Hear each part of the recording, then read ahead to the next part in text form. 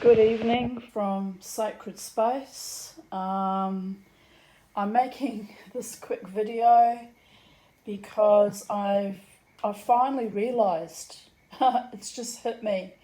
Um, uh, when I nearly died at my last surgery on 25th of June 2019 at the PA hospital, which was an unholy experience, to be honest. But anyway, when I nearly died, I was told, probably part hallucination because I was still under the influence of the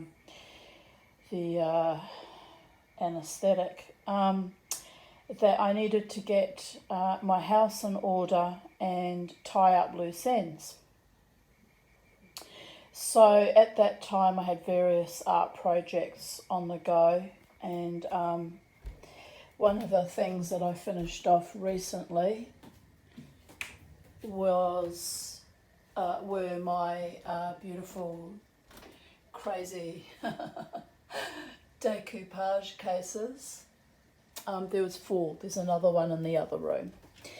So they were finished a few months ago, and that, believe it or not, was a great relief because they used to be constantly laid out across the floor here, taking up most of my living room.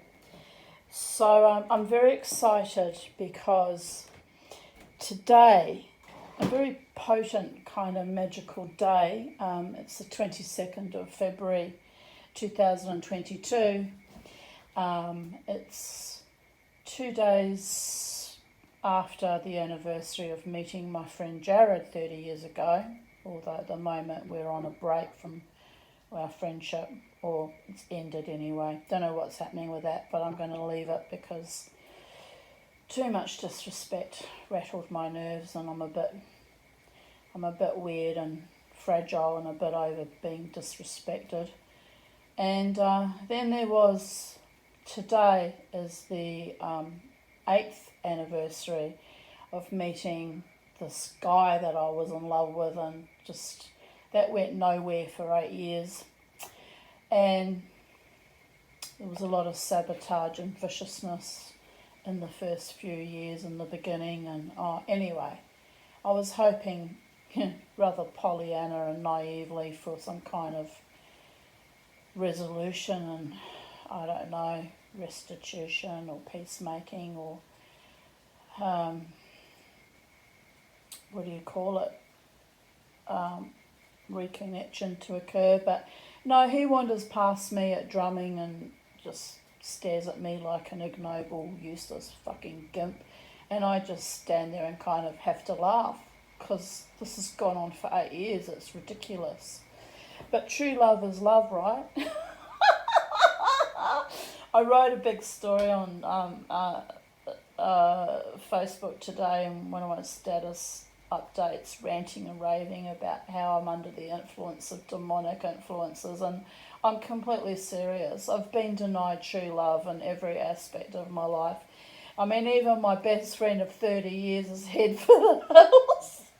And I'd be terribly upset about it, but I kind of saw the writing on the wall, like, the last few months when he wouldn't accept my phone calls and basically was treating me like shit. And yes, I know he's depressed, and you know what? I'm fucking depressed too. It's called manic denial. I have to laugh because the whole thing is just blown right out of proportion. But anyway, so today I completed this beautiful project. I completed that a few weeks ago too, because I completely remade the front and recarved and more deeper into it, hoping to get more glow in the dark effect. And I added this beautiful mother of pearl. It was an earring. So anyway, I'm happy with that too. But I'm making this video to show off because in the midst of my breakdown over buying a lawnmower that, became very fraught and hard because the guy at the mower centre, I don't know whether he was a misogynist or if he was just thick, but he dragged the chain. And anyway, finally the brand new lawnmower arrived today. It was paid for by the charity, the loan scheme on Friday, so they were hoping I'd get it over the weekend, but no, it got dragged out till today, but that's okay. It was only a few more days, so I'm over that distress. But like, it was just, I'm so accustomed to when you go and buy something, you hand over the money and you come home with it in your hot little hand, that it actually really distressed me having to wait and not know what's happening, and then dealing with people who were a bit obtuse and a bit thick. It really did my head in. So in the midst of all that, being upset about that, I thought, what can I do to distract me from this upset of dealing with ignoble, uncommunicative, kind of disrespectful men? A man tried to imply that I was stealing the mower and said, whose property is it and who should it get delivered to? I mean, the whole thing was insane since the invoice was given to him, that it was for me, you know. It was just some kind of fucked up sadomasochistic game on his part. But anyway, I'm over it now. It got delivered today and it does work, but I had trouble with it, of course, because I got it started initially, but then when I turned it off to empty the catcher, I couldn't start it again. So then I had another emotional breakdown, because I'm just over the distress over trying to manage my grass and these lawns here on this property where I live. It's driving me mad, and it's 19 years of torture. But then on the other hand, I don't want to move to a tiny 1-bedroom apartment, so I've got to pull my shit together somehow and make it happen. But I'm going to have to learn how to use that lawnmower and get it to work effectively, is what I'm saying. But in the midst of that meltdown, the Tanya, the psychedelic dreamer, thought, well, what can I do? This meltdown's been going on for 3 weeks, people. What can I do to take back control over my life? So I finished off this lovely little chest of drawers that I started making, I think, a couple of years ago. I started doing this. That's my dog. I've got it squeezed in here. That's my dog Beauregard, who's still with us, my beautiful boy, and some lovely folk art. And I glued little sparkles on his favourite ball and little sparkles in his eye. So I'm thinking I might resin this rather than varnish it so it stays nice and clear. I haven't decided whether to varnish it or not. And I had to repaint it and give it another coat of black, because the paint I used was a flat black and I didn't like it. I like things bright and glossy and bushy-tailed and full of full vibrancy. So, and you can tell this because I, when I did the flowers, I made sure they were all brought to full vibrancy with gold paint as well. So I'm very, very thrilled and delighted that at long last, the last of my projects that have been lying around semi-finished has been completed. And this is, on this side, I memorialised my cat, Sally Castle, and my pussycat. He was my foster cat. I memorialised Socks because he passed away on the 9th of July last year. And that was also a traumatic, fucking awful, ghastly, horrific day. And it was like only a couple of weeks before I had to have another awful colonoscopy that was also traumatic. But anyway, having said that, I've got the little tear, you can just make it out. Having said that, we loved our pussycat. He was a beautiful, beautiful boy, and I wanted a little memorial of him. So, and we also had another pussycat together that I fostered from Sally called Sophie, but I'd already put Beauregard on one side, and I thought, well, I'll just have, Socks on this side because they're both black and white animals, so they kind of match.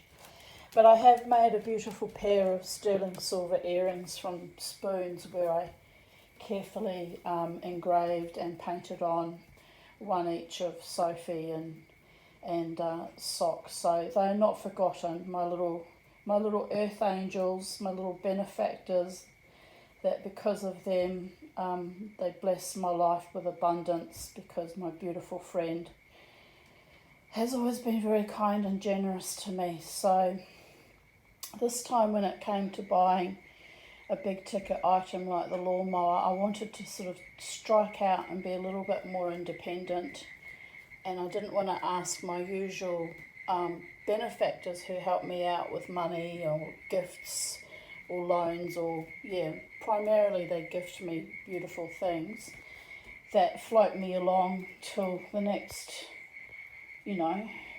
thing becomes needed.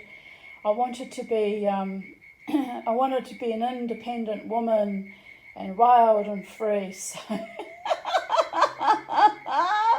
I have to laugh. It's kind of pathetic. So I bought this massive big lawnmower, self-propelling lawnmower, and it's okay. It's okay. I'll pay it off. It comes out of my pension each fortnight, so I can pay it off. I can afford it, but it just was bigger than being her, And it's like, here's me playing at grown-ups, being an independent woman and buying my own things that I need, and not having to burden my beautiful friends who are just so loving and generous and kind to me. So there we go. This is success, people. A finished project, well, two finished projects really, because one's on top, and and a new lawnmower that arrived today, and a very, very kind of maudlin dog because he didn't get a walk today, so he's a bit peeved off with me. So there we go. And my hands are riddled with the most terrible arthritis, and they're very swollen and they're very sore, and I wasn't able to do much mowing because it conked out on me straight away, so I had an epic meltdown over that, and I don't know how I'm going to carry on coping with life, but I have to because there's no other option. And on the upside, life is pretty bloody beautiful and triumphant and magical and sweet, and I just have to keep positive. And yes, I think I've carefully put my drum over there on that table, because the drum used to sit beside the chair here, and that little stool is where that little table is, and it just looked too cluttered to squeeze it all in together, so I've moved it around there. So yes, I'm trying very, very hard to make the best of my house and my situation and my life, and to blossom in all my undertakings. But Ezrat Hashem that I keep blossoming. So there is that. But I looked around my room and I looked at all the things I made recently, like that came up in one of my photographs. I made that last year. And out of a leftover piece of silver that I'd cut up. So and I made that also to go around my staff, my walking stick. So look, there's so many little nonsensical things that if you looked at it, you wouldn't know how much work I've put into things. But I've really been very busy the last 2 years. My daughter made this for Hanukkah, or Christmaka, Hanukkah. So yes. I don't know why she put the initials AM. I think that's going to be her business name or something. But anyway, it's a bit weird. I said to her, "Why'd you do that?" She goes, "Oh, I can't remember. I think it was something to do with her business sigil, whatever works for her." So here I sit in all my glory. Here's oh, I'll show you. It's under the house. I've got a photo of it. But this is the beast. The beast. Look at it. It's an amazing beast. The brand legends are made of. It's too freaking heavy and powerful for me, so I made a mistake. But I will make it work. I will make it work. Won't I, Beauregard? Your mummy is nothing if not intrepid and tenacious tea. So on that note, it's actually kind of, quite late now. After 6, it must be about 6:30, I'm going to go and make some dinner, cook up some dinner, heat up some dinner, and live as opulently and abundantly and triumphantly as I can muster in my weird old lady ways. Not that I'm that old, gosh, I'm only 56 going on 57, But, you know, I have to say my nerves are shot to pieces lately. They've been very bad, so there is that. Oh, 6:30. It's actually 6:53, nearly 7. And so, yes, I have to get some dinner in, do some dishes, declutter my life, and live happily ever after. Oh, yes, and the other thing I made a couple of days ago was handmade paper, but it kept raining and I had trouble drying it.